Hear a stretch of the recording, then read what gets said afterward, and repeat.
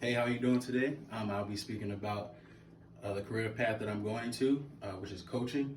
I've always loved coaching, so from the time I can remember, I've always wanted to be a coach. I started playing football at 6, and the gentleman who took me on ended up being like an extended family. Basically, they made sure I ate, made sure I got to and from practice, and of course, they taught me the game that I love so much. Um, Not so many people know exactly what they want to do at a young age, especially as far as something as demanding as coaching. But the impact that those gentlemen played in my life definitely drove me to want to do that. A few things put me towards the coaching, more specifically collegiate coaching. The atmosphere, I love the atmosphere, the loud crowds, the bands, the love that the alumni show to their respective schools, and um, and of course football is very lucrative. So the atmosphere, along with the money from the programs, definitely made me want to be a collegiate coach. With that being said, um, college football to me is the perfect place because I can coach the game that I love to players who are playing the game because of the love versus playing the game for the money. At that college level, they don't have the money, they're barely making it, so they're still playing the game for the love of the game versus the business aspect of it. Whereas the professional level, they still play for the money, right? They still love the game, but they play the game for the money because it's millions in it.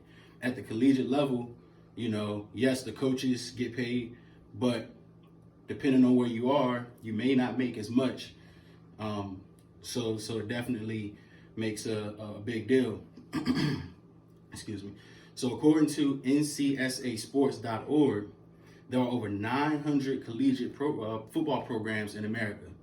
All right. And each football program has more than 10 coaches on the staff. So right off the bat, you have almost 9,000 opportunities to become a collegiate coach.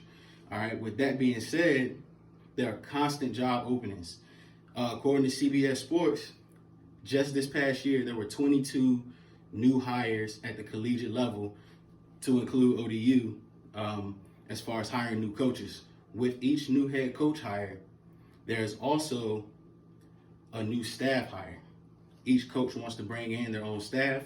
They want the guys that they know and they're comfortable with. So each head coach coming in will bring his own staff.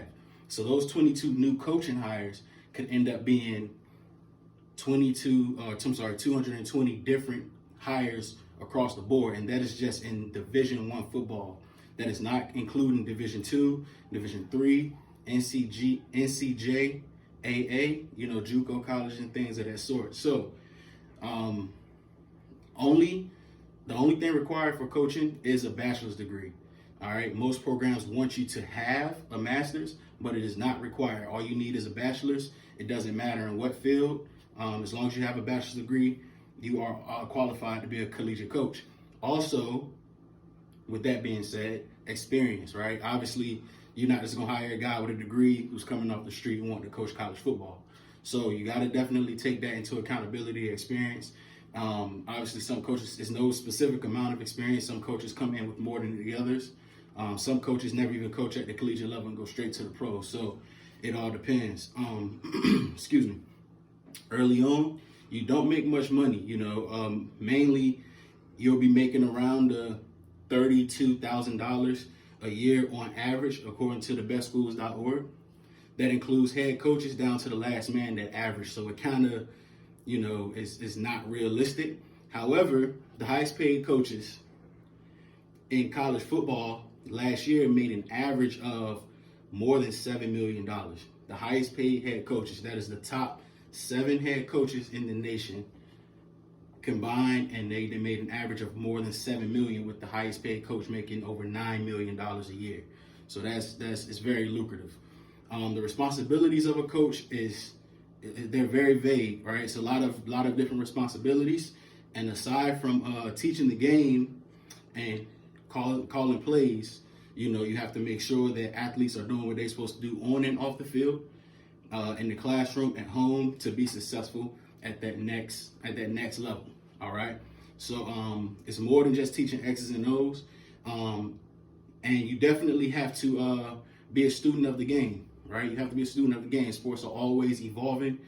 Guys are always trying to find new, innovative ways to be successful and sustain that success. So you have to be a student of the game. You have to be a great listener, and you have to have the ability to understand and relate to your kids. A college football team will have more than 70 participants, all right? And they're all coming from different places, different walks of life, and you have to be able to relate to them so that you can get their maximum ability on the field and off the field, all right?